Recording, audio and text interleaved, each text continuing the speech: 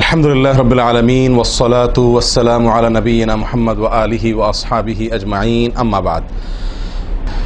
সম্মানিত ভাই ও বন্ধুগণ, আজকে সংক্ষেপে আমরা কিছু কথা আর্জ করার ইরাদা রাখি ওযুর বিষয়ে। ওযুতে আমাদের যে সমস্ত ভুল ত্রুটিগুলো সচরাচর হয়ে থাকে সে বিষয়ে সামান্য কিছু কথা আর্জ করার ইরাদা রাখি। ওয়া মা তাওফীক ইল্লা বিল্লাহ।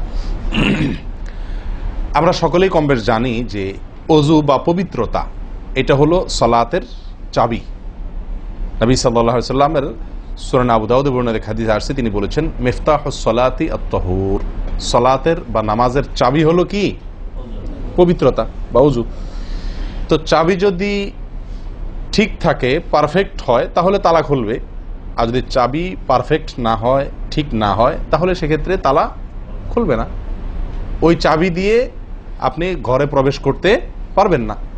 মনে করুন জান্নাত হলো আমার ঘর বা গন্তব্য, ঢুকতে হলে আমাকে সালাতের তালাটুকু খুলে ঢুকতে হবে, অর্থাৎ সালাত পড়ে ঢুকতে হবে, আর তার চাবি হলো পবিত্রতা।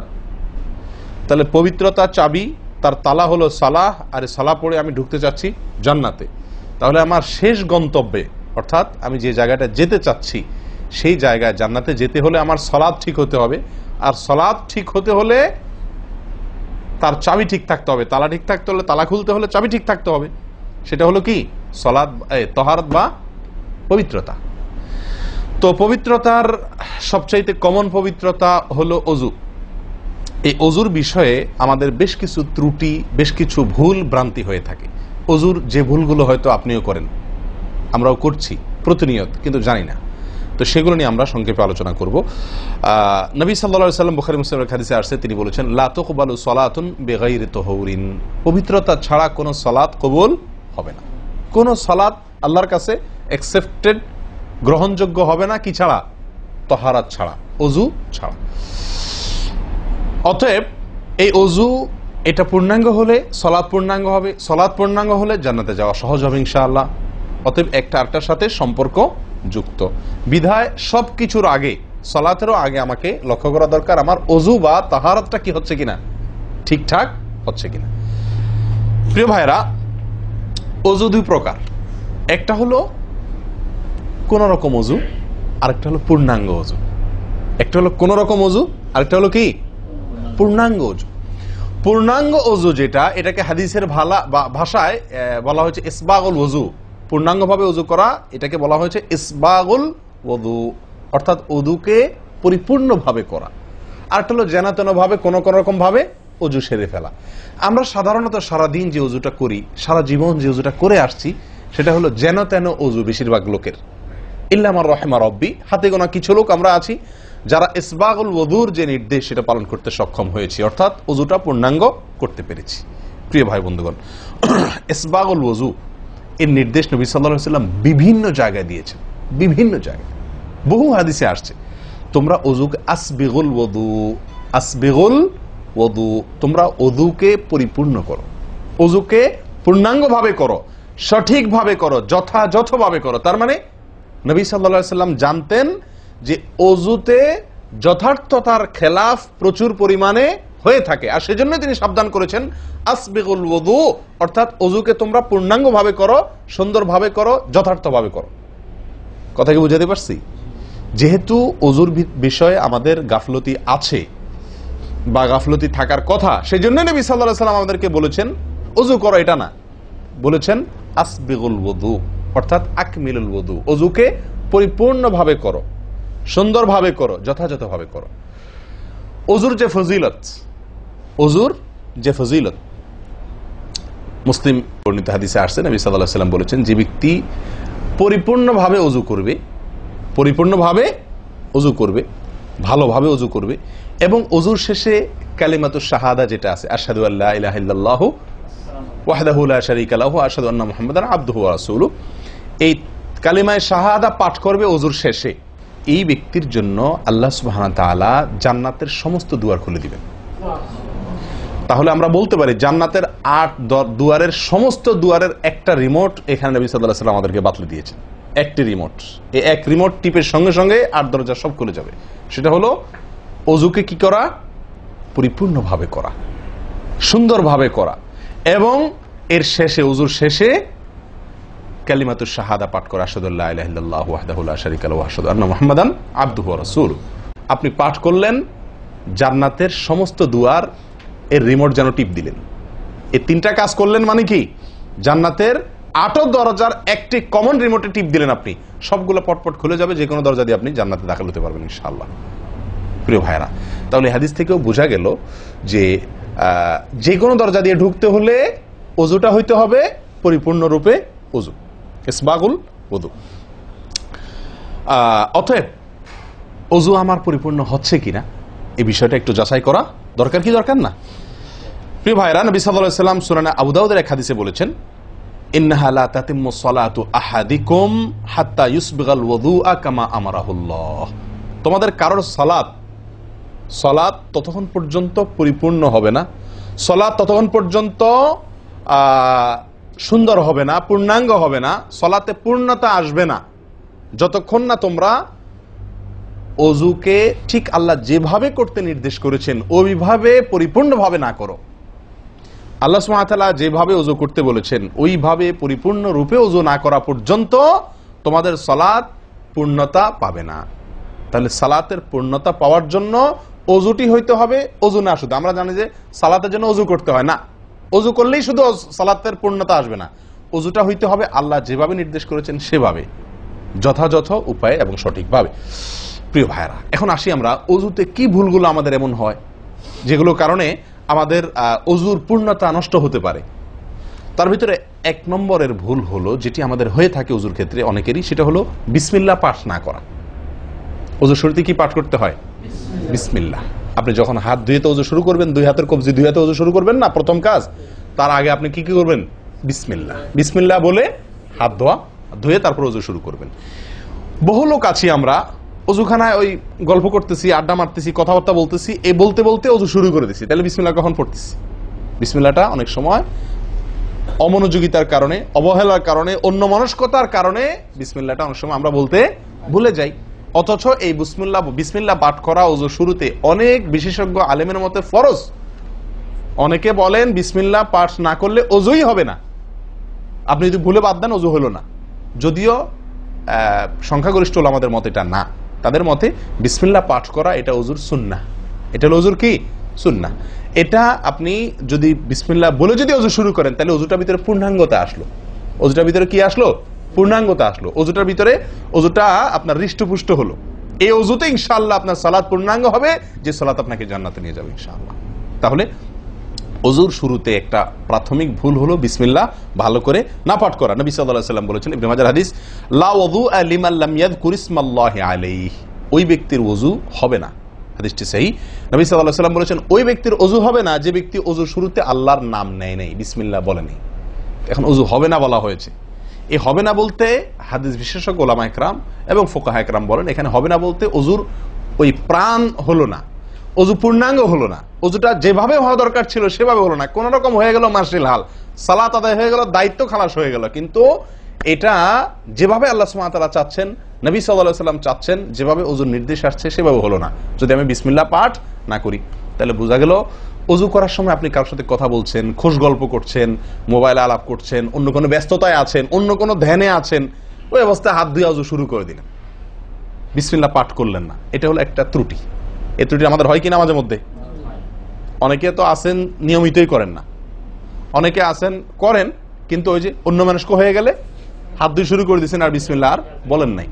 তাহলে আপনি যে কোনো কাজের শুরুতে বিসমিল্লাহ বললেন কি না বললেন সেটা এত বেশি গুরুত্বপূর্ণ না, যত বেশি গুরুত্বপূর্ণ ওযুর শুরুতে বিসমিল্লাহ পাঠ করা, কারণ এটার জন্য পৃথক নির্দেশ এসেছে। এমনি তো একটা কমন নির্দেশ আছে, নবী সাল্লাল্লাহু আলাইহি ওয়াসাল্লাম বলেছেন, কুল্লু আমরিন জিবারিন লাম ইউবদা বিবিসমিল্লাহ ফাহুয়া আবতার ওয়া ফি রিওয়ায়াতিন ফাহুয়া আকতা। যে কোনো গুরুত্বপূর্ণ কাজ আল্লাহর নাম দিয়ে শুরু না করলে সেটা অপূর্ণাঙ্গ থাকে, কাজটা অর্ধেক থাকে, অর্ধেকা থাকে, অপূর্ণাঙ্গ থাকে, পূর্ণাঙ্গতা আসে না যে কোনো ভালো কাজ।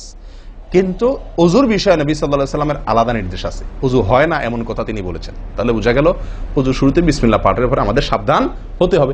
এখন একটা সমস্যা হলো, আমরা আজকাল বেশিরভাগ লোক ওযু করি হলো টয়লেটের মধ্যে, আর টয়লেটের মধ্যে আল্লাহর নাম নেওয়া নিষেধ, ঠিক না ঠিক?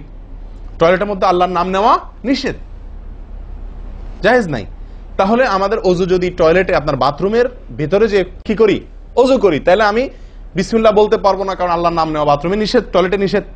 আবার বিসমিল্লাহ না বললে আমার অজুটাও পূর্ণাঙ্গ হচ্ছে না, তাহলে আমি করবোটা কি? বলেন, সমাধানের পথ কি? কি করব? কি নিষেধাজ্ঞা অমান্য করে বিসমিল্লাহ বলবো, নাকি আপনার বিসমিল্লাহ ছেড়ে দেব? তাতে তো অজু আবার পূর্ণাঙ্গ হবে না, দুইটাই সমস্যা না? এই জন্য উত্তম এবং সবচেয়ে ভালো হলো অজুটা বাহির করার চেষ্টা করবেন। বেশিরভাগ জায়গাতে, সব জায়গাতে কম বেশ, বাথরুম টয়লেটের ভেতরে যদি বেসিন থাকে তো বাইরেও টেপ বা বেসিনের ব্যবস্থা থাকে, থাকে না থাকে না? বিশেষ করে বাসা বাড়িতে অথবা অফিস আদালতে দেখা যায় যে ওই টয়লেটে অনেক সময় আমরা কি করে ফেলি, অজু করে ফেলি। এটা উচিত না, এটা একটা ভুল আমাদের। অজু আমরা করব বাহিরে। কেন? কারণ টয়লেটে অজু করতে গেলে আল্লাহর নাম নিতে হচ্ছে, আর আল্লাহর নাম নেওয়া নিষেধ। সেখানে আমি আল্লাহর নাম নিতেও পারছি না, আর নাও নিতে পারছি না। যদি নেই তাহলে আল্লাহর নাম নিয়ে গুনাহ করছি টয়লেটে, আর যদি না নেই তাহলে আমার অজুটা অপূর্ণাঙ্গ থেকে যাচ্ছে। ঠিক না ঠিক? এই জন্য আমরা উত্তম হলো অজু করব কোথায়? বাইরে এসে যে কোনো টেপে। কথা কি বুঝাতে পারছি? বাইরে এসে একান্ত যদি কখনো আপনি বাধ্য হয়ে যান, বাইরে ভিড় নাই, ব্যবস্থা, সেটা ভিন্ন কথা। আর বাসা বাড়িতে যদি এরকম কোনো বাসা বাড়িতে যে বাইরে কোনো সিস্টেম নাই, আপনার নিজের বাসা না, আপনি ঠিক করতে পারতেছেন না, তো কমপক্ষে বেসিন এবং আপনার টয়লেটের কমোডের মাঝখানে কি দিব? একটা পর্দা বা ওয়াল কোনো কিছু দিয়ে নিব ইনশাআল্লাহ। কথা বুঝতে পারছি ভাই? আল্লাহ তাআলা আমাদের সকলকে এই বিষয়টি লক্ষ্য করার তৌফিক দান করেন। তাহলে ভাই আমরা বিসমিল্লাহ পাঠ করব অজু শুরুতে, লক্ষ্য করব ইনশাআল্লাহ, যাতে করে অজু শুরুতে বিসমিল্লাহ পাঠে ভুল না হয়। মনে থাকবে তো ইনশাআল্লাহ? আল্লাহ আমাদের তৌফিক দান করেন। দ্বিতীয় যে ভুলটি হয় ভাই, 199 জনের বলবো, তার চেয়ে বেশি হতে পারে, হাজারের ভিতরে 10 জন মানুষের হয় কিনা আমার সন্দেহ আছে এই কাজটা সঠিকভাবে করতে পারি না। সেটা হলো অজুর সময় মিসওয়াক করা। অজুর সময় কি করা ভাই? মিসওয়াক করা।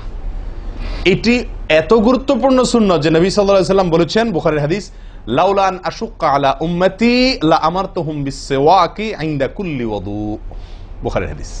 নবী সাল্লাল্লাহু আলাইহি ওয়াসাল্লাম বলেন, আমার উম্মতের জন্য যদি কঠিন না হতো, তাদের জন্য কষ্টের কারণ না হতো, তাহলে আমি তাদেরকে বাধ্যতামূলক করে দিতাম, ফরজ করে দিতাম কি? প্রত্যেক অজুর সময় মিসওয়াক করা। প্রত্যেক অজুর সময় মিসওয়াক করা, এটা বাধ্যতা করে দিতাম যদি তাদের কষ্টের কারণ। কারণ বাধ্যতামূলক করে দিলে তখন এটা তাদের জন্য, প্রতি ওয়াক্তে মিসওয়াক করাটা তাদের জন্য বাধ্যতামূলক হয়ে গেলে এটা ছাড়া অজু হতো না, তখন তারা বিপদে পড়ে যেত, বেশি কষ্ট হয়ে যেত। অজুতে যদি এখন মনে করেন 10টা 15টা 20টা ফরজ নবী সাল্লাল্লাহু আলাইহি ওয়াসাল্লাম ঠিক করে দিন, তাহলে 20টা 15টা 20টা 25টা ফরজ আদায় করে অজু করা একটু কষ্ট হয়ে যেত না? 5 বার দৈনিক একটু আমাদের জন্য ঝামেলা হয়ে যেত কিনা? নবী সাল্লাল্লাহু আলাইহি ওয়াসাল্লাম সেদিকে লক্ষ্য করে আমাদেরকে কি করলেন না? সহজ করে দিলেন, অর্থাৎ ফরজ করলেন না। তার মানে কি করলেন? সুন্নাহ এর অন্তর্ভুক্ত করলেন। কিন্তু তার হাদিস থেকে, তার বক্তব্য থেকে বোঝা যায় যে অজুর সময় মিসওয়াকের গুরুত্ব তার কাছে কত বেশি ছিল। নবী সাল্লাল্লাহু আলাইহি ওয়াসাল্লামের কাছে ওযুর সময় মিসওয়াক করার গুরুত্ব কত বেশি ছিল, সেটা এই হাদিস থেকে বোঝা যায় কি যায় না? তিনি চাইছেন আমাদেরকে ওযুর সময় মিসওয়াকের নির্দেশটা বাধ্যতামূলক করতে। শুধু করেন নাই কেন? আমাদের কষ্টের দিকে লক্ষ্য করি। এই হাদিস থেকে নবী সাল্লাল্লাহু আলাইহি ওয়াসাল্লাম যে চাচ্ছেন মনে প্রাণে আমরা যেন ওযুর সময় মিসওয়াক করি, এটা বোঝা যায় কি যায় না? ভাই, আমরা বিশেষ করে আরবিয়ানদেরকে দেখি, স্পেশালি সৌদি আরবে আমরা যারা আছি দেখি যে সৌদিদের প্রত্যেকের পকেটে কি থাকে? মিসওয়াক থাকে, এবং তারা সারাক্ষণ মিসওয়াক করে। এটা যেমন আমার দাঁতের মাড়ির জন্য উপকারী, ন্যাচারাল আপনার রস, মিসওয়াকের রস কর যেটা আসে, বিশেষ করে তিতা জাতীয় হলে আরো বেশি ভালো হয়। এটা আমাদের দাঁতের জন্য যেমন উপকার হয়, তেমনি ভাবে দাঁতকে পরিষ্কার রাখে, দবদবা রাখে, দুর্গন্ধ দূর করে, অনেক দুনিয়াবী উপকারিতা আছে। আর এর পাশাপাশি আপনি যতবার মিসওয়াক করছেন ততবার নবী সাল্লাল্লাহু আলাইহি ওয়াসাল্লামের এই আদেশটি আপনার পালন হচ্ছে। ওযুটা, বিশেষ করে ওযুর সময় মিসওয়াক করলে আপনার ওযুটা কি হচ্ছে? যেই ওযুতে তালা খুলবে সুন্দরভাবে এবং আপনি জান্নাত পর্যন্ত যেতে পারবেন, সে ওযু হবে যদি আপনি তাতে কি করতে পারেন? ওযুর মধ্যে সময় মিসওয়াক করতে পারেন। ভাই, কার কার পকেটে মিসওয়াক আছে? আছে সাথে কারো? তো আপনারা আসার সময় আসছেন যে ওযু করেন নাই? কি বলেন? মিসওয়াক আছে কার কার?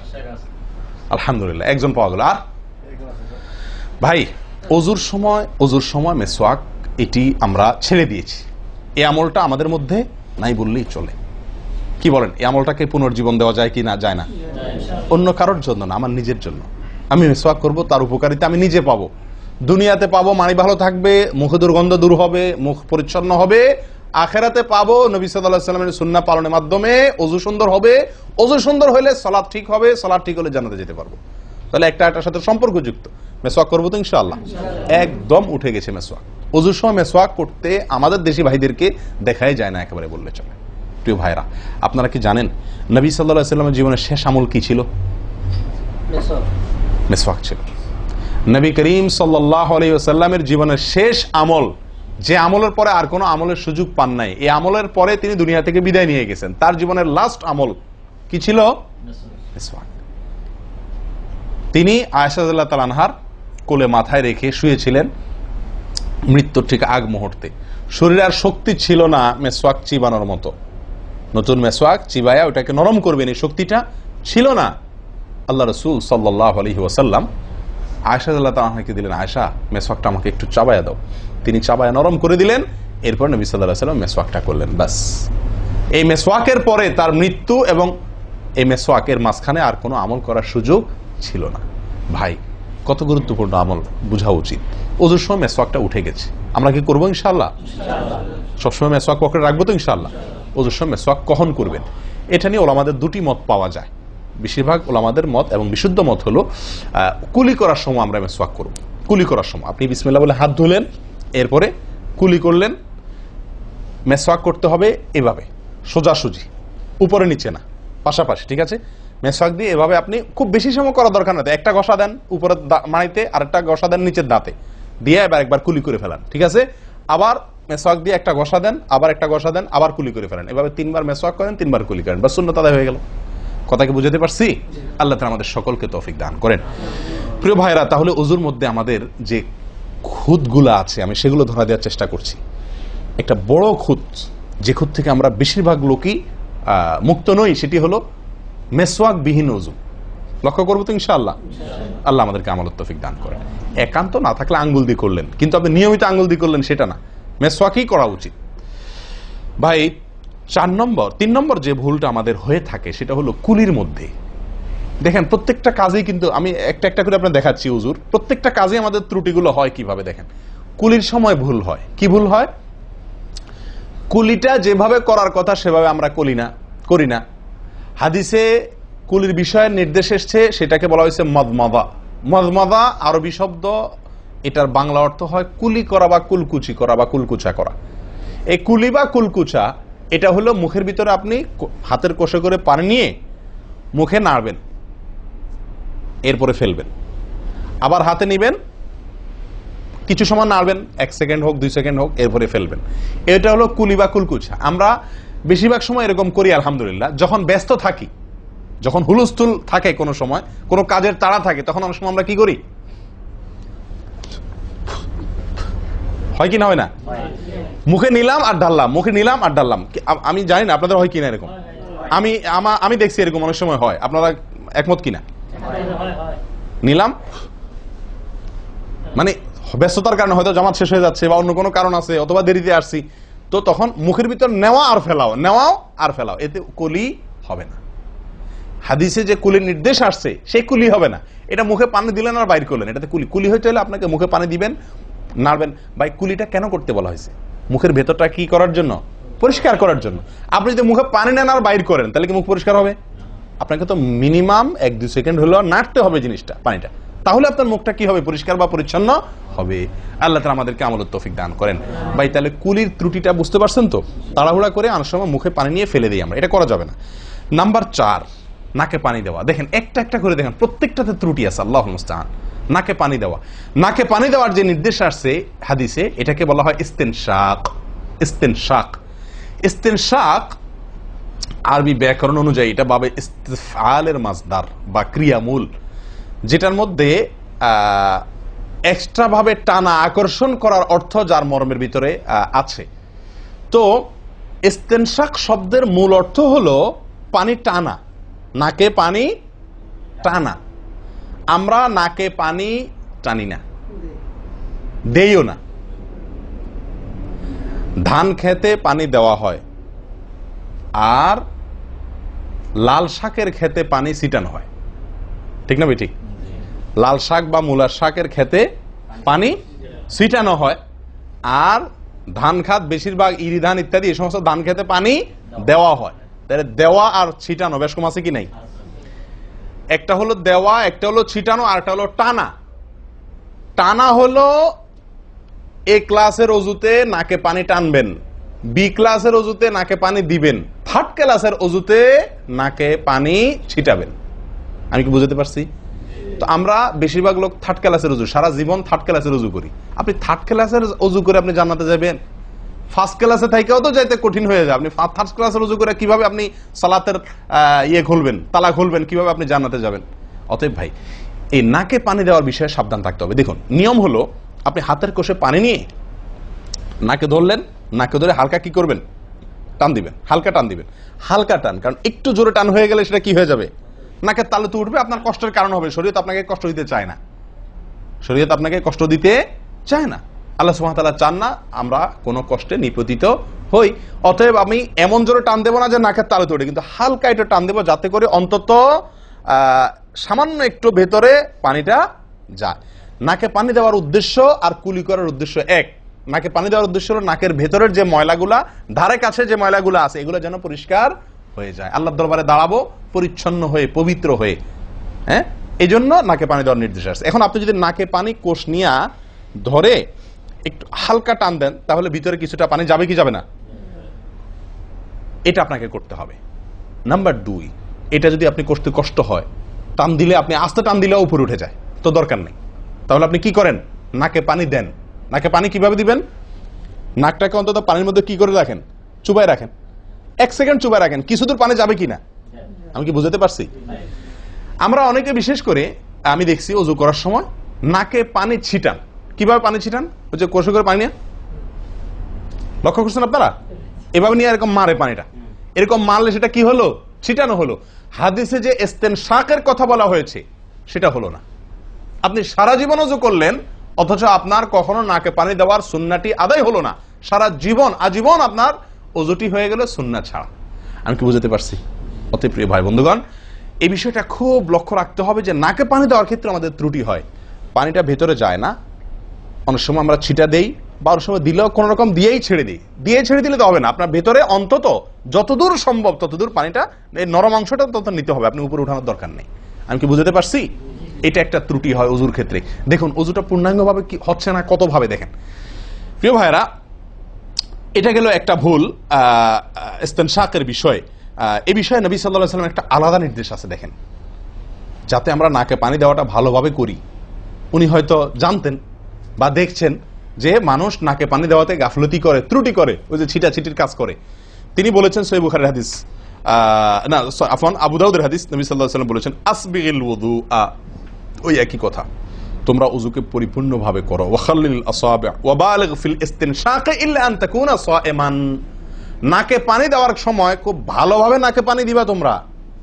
যদি তুমি রোজাদার হও তাহলে ভিন্ন কথা, তাহলে খুব বেশি ভালো করে নাকে পানি দিতে যেও না, কারণ তখন পানি উপরের দিকে উঠে গলা হয়ে তোমার পেটে যেতে পারে, রোজা ভঙ্গ হতে পারে। আমি কি বুঝাতে পারছি? তাহলে আপনি নাকে পানি দিবেন, কিন্তু আপনি কি করবেন না, রোজাদার হলে তখন শুধুমাত্র ভালোভাবে নাকে পানি দিতে পারবেন না। আর এছাড়া অন্য সময় কি করবেন? নাকে পানি দেওয়ার ক্ষেত্রে ভালোভাবে দিতে বলা হয়েছে। ভালোভাবে দেওয়ার মানে কি? ছিটাইলে হবে? কোন রকম দিলে হবে?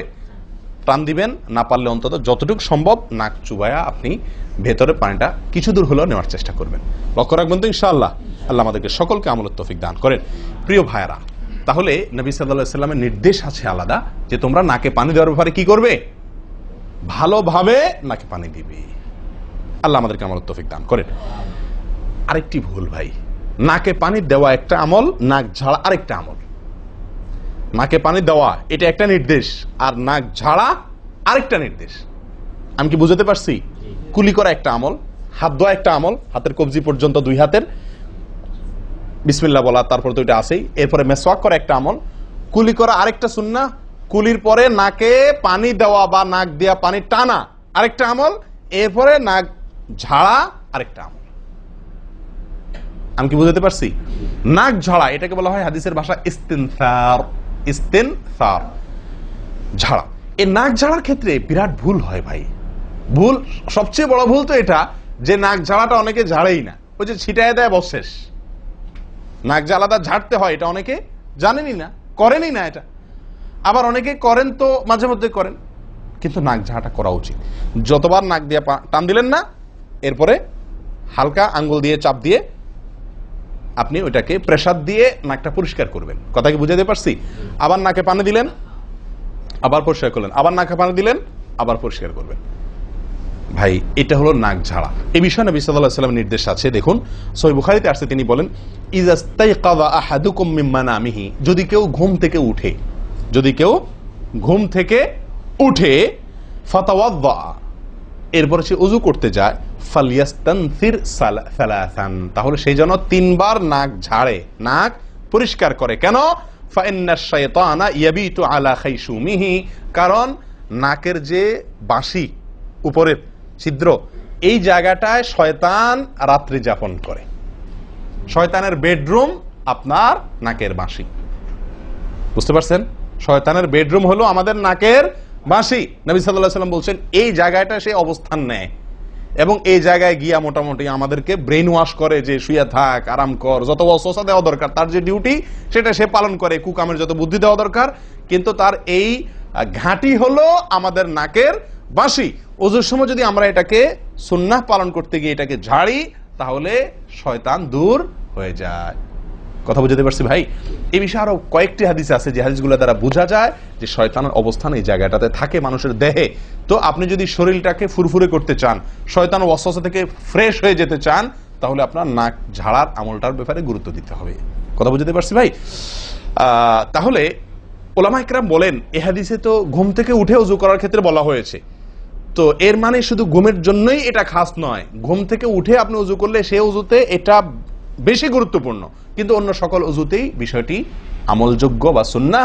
অতএব আমরা নাকে পানি দেব একটা আমল, আবার না কি করব, ঝাড়বো আরেকটা আমল। ভাই এরপরে আসি আরেকটি গুরুত্বপূর্ণ আমল যেটি হয় না, বা আরেকটি ত্রুটি ওযুতে, সেটি হলো আঙ্গুল খেলাল না করা। ওযুতে কি না করা? আঙ্গুল খেলাল না করা। আঙ্গুল খেলাল হলো হাত এবং পায়ের আঙ্গুলের যে চিপাগুলো আছে, এই চিপাগুলোতে পানি পৌঁছানোর জন্য, পানি পৌঁছানোটা নিশ্চিত করার জন্য কি করতে হবে? এক হাতের আঙ্গুলকে অন্য হাতের আঙ্গুলের চিপায় ঢুকায়া এভাবে কি করতে হবে? একটু হালকা নাড়তে হবে, যাতে করে জায়গাটাতে চিপাটাতে পানি গেছে এটা কারণ এই চিপাগুলোতে পানি নাও যেতে পারে শুকিয়ে থাকার কারণে। তা আপনি যদি একটু নাড়া দেন পানির ভিজা আঙ্গুল দিয়া, তাহলে ইনশাআল্লাহ ওখানে পানি পৌঁছানোটা মোটামুটি নিশ্চিত হয়ে যাবে।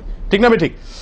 তাহলে এই জিনিসটা অনেক সময় আমরা করি না, অথচ নবী সাল্লাল্লাহু আলাইহি ওয়াসাল্লামের নির্দেশ আছে আলাদা। তিনি বলেছেন, আবু দাউদের হাদিস, আসবিগিল ওযুআ ওয়া খাল্লিল বাইনাল আসাবি', ওযুকে পরিপূর্ণভাবে করো। আর ওযুকে পরিপূর্ণভাবে করার একটি অন্যতম কাজ হলো আপনার আঙ্গুলের মাঝে কি করা? খেলাল করা। তিনি বলেছেন তোমরা আঙ্গুলের মাঝে খেলাল করবে, এক আঙ্গুলকে অন্য আঙ্গুলের মাঝে প্রবেশ করে পরিষ্কার করবে। এটা হলো হাতের আঙ্গুল। পায়ের আঙ্গুল কিভাবে করবেন? পায়ের আঙ্গুল তো আর এক আঙ্গুল অন্য পায়ের আঙ্গুল ঢুকাতে পারবেন না। সেটা করবেন হলো, অন্য হাদিসে আসছে, এই যে কোনোই আঙ্গুল আছে না, কোনোই আঙ্গুল দিয়া সব চিপাগুলোতে কি করবেন? ঘষা দিবেন। কোনোই আঙ্গুল দিয়া আপনার সব পায়ের আঙ্গুল চিপাগুলোতে ঘষা দিবেন। ভাই আমরা কজনে করি এই খেলার আমলটা বলেন তো? পায়ের আঙ্গুল, কোন আঙ্গুল দিয়া পায়ের আঙ্গুলের চিপা খেলাল করা, হাতের আঙ্গুল খেলাল করা, কজনে করি আমরা বলেন? তাহলে এই ভুলগুলো আমাদের অহরহ হচ্ছে না ভাই? আমরা কি জান্নাতে যেতে চাই না? আমাদের সালাতটা সুন্দর হোক আমরা চাই না ভাই? আমাদের এই সালাত খুব পাওয়ারফুল হোক, শক্তিশালী সালাত হোক, এই সালাতের মাধ্যমে আমি অন্যায় থেকে বেঁচে থাকবো, এই সালাতের মাধ্যমে আমি জান্নাতে যাব, এই সালাত আমাকে খাঁটি মুসলিম বানাবে, এই সালাত আমাকে আল্লাহর কাছে প্রিয় বানাবে, এই সালাত কি আমাদের নূর হবে, আমরা চাই না ভাই? এগুলো যদি চাই তাহলে আমাকে ওযু সুন্দর করতে হবে, আর ওযু সুন্দর করতে গিয়ে এই ভুলগুলোর ব্যাপারে সাবধান হতে হবে। তাহলে আঙ্গুল খেলাল করা, পায়ের আঙ্গুল, হাতের আঙ্গুল আমরা করি না বললেই চলে ভাই। তো আজকে থেকে ইনশাআল্লাহ করবো তো, নাকি যা শুনছেন এটা এখানে রেখে চলে যাবে? ভাই যদি পরিবর্তন না করেন, পরিবর্তন যদি আমরা না করি নিজেদেরকে, ওয়াল্লাহি সারা জীবন ওয়াজ শুনবো, কি লাভ বলেন? সময়টা নষ্ট। আপনি যদি এই কথাগুলোর উপরে আমলের চেষ্টা না করেন, নিজের জীবনে ফিট না করেন, এই ভুলগুলাকে ওযু করার সময় মাথায় রেখে এই ভুলগুলাকে আপনি দূর না করেন, তাহলে সেক্ষেত্রে এই শোনার কোনো লাভ হলো না। করবো তো ইনশাআল্লাহ। আল্লাহ সুবহানাহু ওয়া তাআলা আমাদের সকলকে সচেতন মুমিন হওয়ার তৌফিক দান করেন। সচেতন মুমিনের পরিচয় হলো মুমিন তার প্রত্যেকটা ভুলকে শিখবে, সংশোধন করবে, শিখবে, সংশোধন করবে। এভাবে করতে করতে করতে সে মুমিন হিসাবে কোয়ালিটিফুল আফার ক্লাসের মুমিন হতে পারবে, আল্লাহর কাছে প্রিয় পাত্র হতে পারবে। চেষ্টা করবো তো ইনশাআল্লাহ। আল্লাহ আমাদের সকলকে তৌফিক দান করেন। প্রিয় ভাইয়ারা, ওযুর ক্ষেত্রে আরেকটি ভুল এই যতগুলো ভুল বললাম এর ভিতরে বড় দুটি ভুল বলে ওজুর ভুলকে আমরা শেষের দিকে চলে আসছি। একটি বড় ভুল হলো শুকনা থেকে যাওয়া। কোন জায়গা যদি আপনার অবহেলার কারণে শুকনা থেকে যায়, ওজুর অঙ্গগুলো যেগুলো ধুইতে হবে, তার কোনো অঙ্গ যদি শুকনা থেকে যায়, ওজু হবে? ওজু হবে না। এক ব্যক্তি ওজু করে আসছেন, নবী সাল্লাল্লাহু আলাইহি ওয়াসাল্লাম দেখেছেন তার ওজুর কোন জায়গা শুকনা আছে, তিনি বললেন যাও আবার ওজু করো, তোমার ওজু হয় নাই। তিনি তাকে পুনরায় ওজু করাইছেন। কেন? তার ওজু সঠিকভাবে হয় না, শুকনা রয়ে গেছে।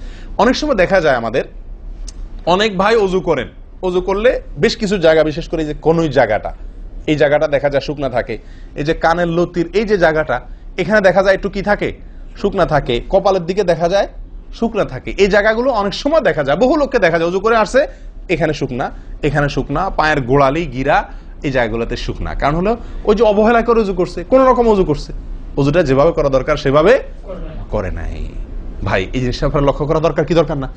ওজুই হবে না। এই যে ভুলগুলো বললাম এগুলা হলে আপনার ওজু হয়ে যাবে, কাগজে কলমে ওজু হয়ে যাবে।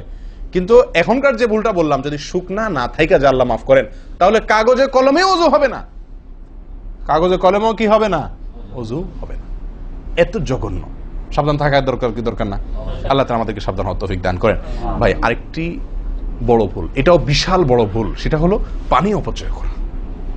পানি অপচয় করা, আল্লাহ মাফ করেন, এটা থেকে মুক্ত আমরা কেউই না বোধ হয় এই যুগে। পানি অপচয় ওজুর সময়।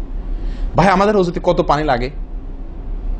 আপনি যদি, আমরা তো বেশিরভাগ লোক এখন ট্যাপে ওজু করি না, আপনি যে ট্যাপটা ব্যবহার করেন ওই ট্যাপের নিচে যদি একটা কি রাখেন, বালতি রেখে দেন, আপনি ওজু করার শেষে লক্ষ্য করে দেখেন একটা খালি বালতি যদি রাখেন, কি পরিমাণ পানি পড়বে আনুমানিক? প্রায় এক বালতির মতো হয়ে যাবে না? সুবহানাল্লাহ, 50-100 জন লোকের ওজুর পানি এটা। নবী সাল্লাল্লাহু আলাইহি ওয়াসাল্লামের ওজুর পানির পরিমাণটুকু হাদিসে আসছে। ভাই এক গ্লাস পরিমাণ পানি দিয়ে তার কি হয়ে যেত? ওজু হয়ে যেত। এক গ্লাস পানির প্রয়োজন হতো না নবী সাল্লাল্লাহু আলাইহি ওয়াসাল্লামের ওজুতে, গোটা ওজুতে। আর সেখানে এক গ্লাস তো আমাদের শুধু কিসেই লাগে? হাত ধুতেও এক গ্লাস হয় কিনা সন্দেহ, এক হাতেও হয় কিনা এক গ্লাস ধুতে সন্দেহ। ভাই হাসির বিষয় না, এটা খুব জঘন্য অপরাধ, জঘন্য অপরাধ। আল্লাহ সুবহানাহু ওয়া তাআলা কোরআন কারীমের ভিতরে কি বলেছেন? ইন্নাল মুবাযযিরিনা কানু ইখওয়ানাশ শায়াতিন, শয়তানের ভাই। হারাম পানি অপচয় করা, পানি অপচয় করা। সাহাবা একরাম জিজ্ঞেস করছেন, ইয়া রাসূলুল্লাহ, আমরা তো কেউ বলবো ভাই এই যে নির্দেশ নিষেধ এগুলো তো সাহাবীদের যুগে পানির টানাটানি ছিল, মরুভূমি এলাকার লোক ছিল, তখনকার বোধহয় সমস্যা। ভাই এখন তো আমাদের যুগে আলহামদুলিল্লাহ কি আছে? প্রচুর পরিমাণে পানি আছে, পানির তো অভাব নেই আল্লাহর ফজলে। আমরা কেউ হয়তো মনে করি যে অনেক পানি আছে, এখন বোধহয় আর এই এত টানাটানি করে ওযু করার প্রয়োজন নাই। আমি বলবো না ভাই, এটা ভুল। সাহাবা একরাম জিজ্ঞেস করছেন নবী সাল্লাল্লাহু আলাইহি ওয়াসাল্লামকে, ইয়া রাসূলুল্লাহ, যদি আমরা সমুদ্রে থাকি, নৌকায় যাচ্ছি, জাহাজে যাচ্ছি, সমুদ্রে পানির কোনো অভাব নাই, সেখানে পানি ব্যবহারের ক্ষেত্রেও কি আমাকে হিসাব করে করতে হবে? অতিরিক্ত করলে হিসাব দিতে হবে? নবী সাল্লাল্লাহু আলাইহি ওয়াসাল্লাম হাবাচক উত্তর দিয়েছেন। ও ভাই, তাহলে বোঝা গেল যে পানি ট্যাঙ্কিতে আছে, আপনার লাইনে পানি আছে, এই জন্য আমি পানি অপচয় করার অনুমতি আমাকে শরীয়ত দেয় নাই। অতিরিক্ত পানি ব্যবহার করলে আমাকে হিসাব দিতে হবে।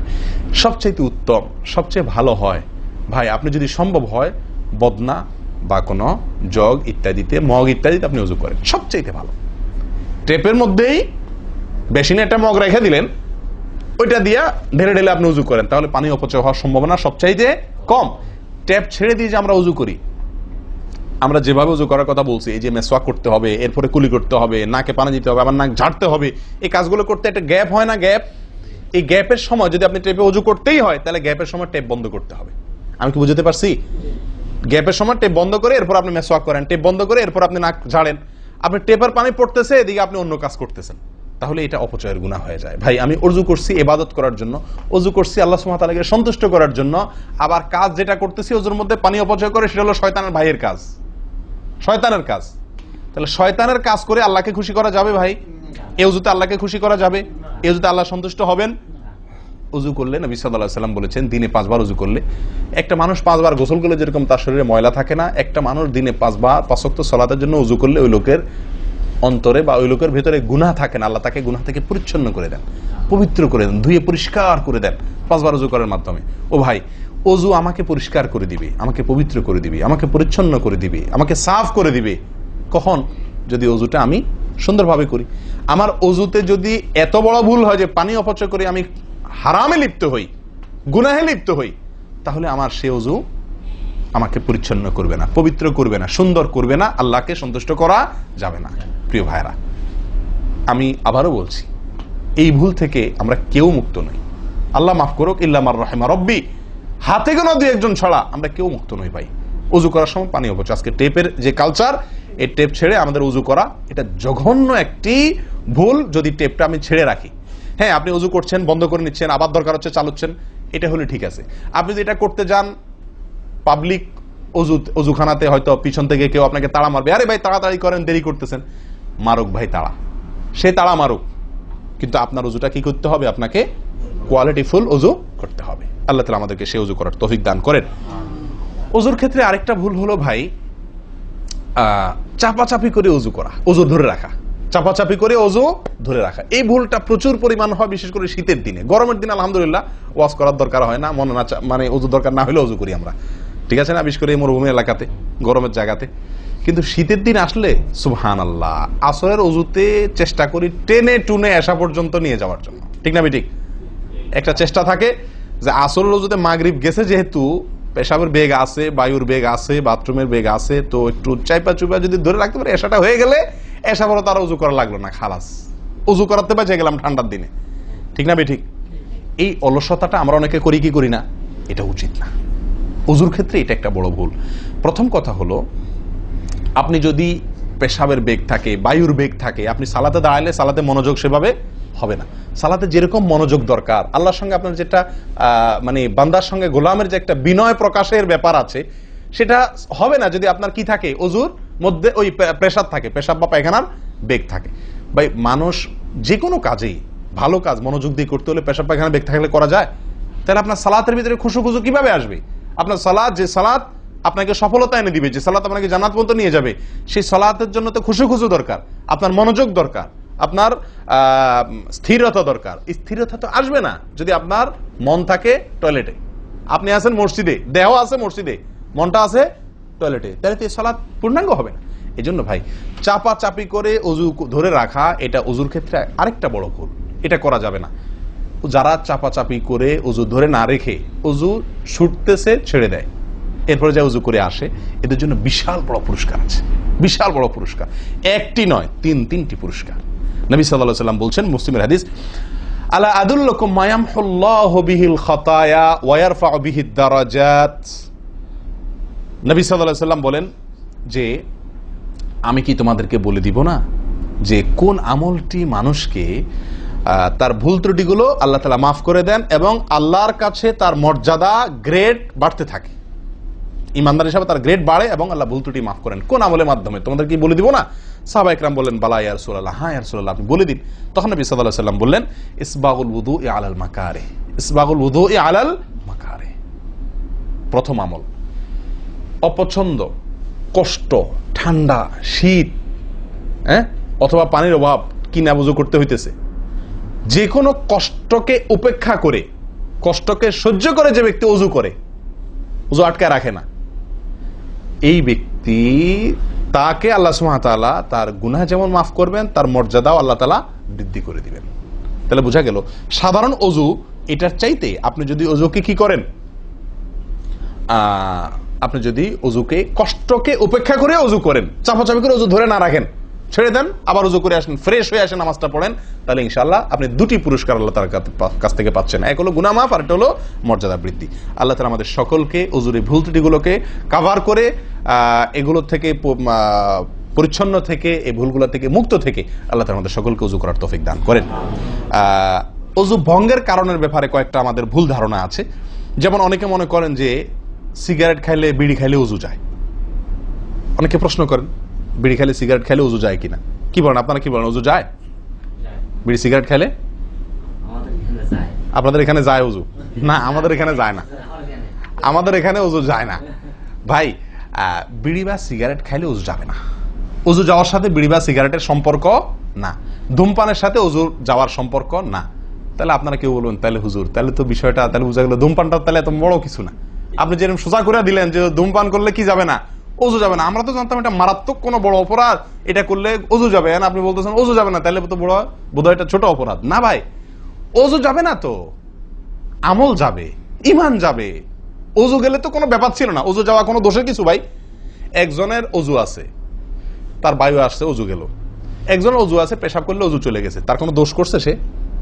আপনারা বুঝেন না আমার কথা? ওযু চলে গেলে সেটা কি দোষের কিছু? তাহলে এটা তো আমার বড় কিছু না, দোষের কিছু না। বিড়ি খাইলে, সিগারেট খাইলে ওযু যাবে না তো, ওযু যাওয়া তো দোষের কিছু না। এর চেয়ে বড়টা যাবে, তাকওয়া যাবে। কি যাবে? তাকওয়া ছুটে যাবে, মুত্তাকির খাতা থেকে নাম কাটা যাবে। বুঝেন না কথা? নেক আমলদারের খাতা থেকে নাম কেটে যাবে, গুনাহগার হবে, গুনাহে লিপ্ত হলো সে। ওযু ভাঙলে তো দোষের কিছু হতো না, ভুল তেমন কোনো ক্ষতির কিছু হতো না, কিন্তু তার চাইতে বড় ক্ষতি হবে। কিন্তু ওযু ভাঙবে না বলে তাহলে কি সিগারেট খায় ডাইরেক্ট মসজিদে চলে আসবো? না, সেটা জায়েজ নাই।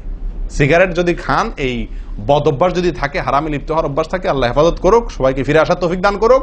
কমের পক্ষে মুখকে ভালো করে ফ্রেশ করে, পরিষ্কার করে, ব্রাশ করে, মেসওয়াক করে, দুর্গন্ধ দূর করে তারপর মসজিদে আসবেন। কথা বুঝে আসছে? যাতে অন্য মানুষ কষ্ট না পায়। অনেকে মনে করেন হাঁটুর উপরে কাপড় উঠলে ওযু ভেঙে যায়, ঠিক না? ঠিক। আপনারা কি বলেন? আপনাদের দেশে ওযু ভাঙেনি? আপনাদের এখানে ভাঙে? আচ্ছা, ভাঙতে পারে। কোন কোন এলাকাতে হাঁটুর উপরে ওযু কাপড় উঠলে কি করে? ওযু ভাঙে। এটা অনেকে বলেন যে ভাই সতর যদি খুলে যায়, হাঁটুর উপরে কথা না, সতর খুলে গেল, কেউ ওযু করার পরে উলঙ্গ হয়ে গেল কাপড় পাল্টাতে গিয়া বা কোনো কারণ, এক কথায় ওযুর পরে যদি সতর খুলে যায় ওযু ভাঙবে না। কিন্তু আমাদের অনেক দেশে, অনেক এলাকাতে ওযু ভাঙে না ভাই। এই যেখানে ভাঙে সেখানে আসলে ভাঙা উচিত না। ওযু আপনার সতর খুললে কি হয় না? ওযু ভঙ্গ হয় না। এর সাথে ওযু ভঙ্গ হওয়ার সম্পর্ক নেই। ওই যে বলছি, ধূমপানের মতো। সতর যদি অন্য মানুষের সামনে খোলেন আপনি, তাহলে ওযু ভাঙলে তো দোষের কিছু হতো না। এখানে তাকওয়া ভাঙবে, ওযু ভাঙবে না। আমি কি বুঝাতে পারছি? এর চেয়ে বড় অপরাধ হবে, কবিরা গুনাহ লিপ্ত হলেন আপনি, ফরজ তরক হয়ে গেল, আপনি বড় গুনাহ করলেন। ওযু ভাঙলে তো এমন দোষে কিছু হতো না, কিন্তু ওযু ভাঙবে না। অনেকে মনে করে টিভি দেখলে, সিনেমা দেখলে, নাটক দেখলে, গান ফান দেখলে ওযু ভাঙে না। এটার সাথেও কি নাই? ওযু ভাঙার সম্পর্ক নাই।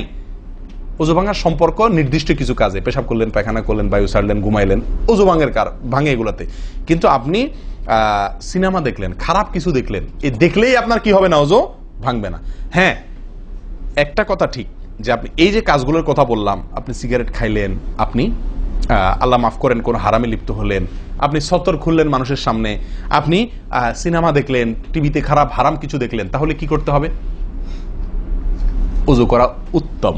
ওযু করা, এগুলা করার পরে বিনা ওযুতে নামাজ না পড়ে ওযু করে নামাজ পড়া উত্তম। কেন? কারণ ওযু করলে আল্লাহ সুবহানাহু ওয়া তাআলা কি করেন? গুনাহ খাতা মাফ করে দেন। তাহলে আপনি যে অপরাধ করলেন সেটা মাফ করে নামাজে আসলেন ফ্রেশ হইয়া, ওটা ভালো। কিন্তু ওযু ভেঙে যাবে এরকম না। মহিলারা বাচ্চাদেরকে দুধ দিলে অনেকে মনে করেন কি হয়? ওযু ভাঙে। আসলে কি না, বাচ্চাদেরকে দুধ খাওয়ালে কি হবে না? ওযু ভাঙবে না। কথা বুঝাতে পারছি? এরকম কিছু ভুল ধারণাও আছে। যাই হোক, ওযুতে যে ভুলগুলো হয়ে থাকে আমি আবার বলে দিচ্ছি এক নজরে। এক, আপনার বিসমিল্লাহ না বলা, শুরুতে বিসমিল্লাহ ভুলে যাওয়া বা না বলা, এটা ভুল। আরেকটা হলো মেসওয়াক না করা, কুলি করার সময় মেসওয়াক না করা, এটা কমন ভুল হয়ে গেছে। 3 নম্বর হলো কুলিটা সুন্দরভাবে না করা, পানিতে মুখে পানি কোষ করে নিয়ে এরপরে কিছু সময় মুখের ভিতরে করে নাড়াতে হবে। না নাড়ানো, এটা আরেকটা ভুল। নিয়ে ফেলে দিলাম তাড়াহুড়া করে, এটা আরেকটা ভুল। 4 নম্বর হলো আপনার নাকে পানি ছিটাই আমরা, এটা আরেকটা ভুল। ছিটানো যাবে না নাকে পানি টানতে হবে অথবা পানি দিতে হবে, কিন্তু পানি কি করা যাবে না? ছিটানো যাবে না, ছিটানোটা আরেকটা ভুল। 5 নম্বর হলো আপনার নাক ঝাড়া। নাকে পানি দেওয়ার পরে কি করতে হয়? নাক ঝাড়তে হয়। আবার দেখেন ডানে বামে লোকজন দেখে ঝাড়েন, বিশেষ করে উজুখানাতে যদি করেন উল্টাপাল্টা, আপনার নাক ঝাড়া মার খায়েন না, তখন আমার কথা বলেন না আমার যে মৌলভী সাহেবের ওয়াজ শুনে আমি মার খাইছি। দেখেন, নাক ঝাড়ার সময় দেখে শুনে আশপাশে দেখে নিজের নিয়ন্ত্রণে রেখে নাক ঝাড়বেন, কিন্তু ঝাড়তে হবে। ঝাড়াটা একটা সুন্নাহ আমল, এটি বিলুপ্ত হওয়ার পথে। 6 নম্বর হলো ভাই আঙ্গুল খেলাল করা। কি করা? আঙ্গুল খেলাল করা।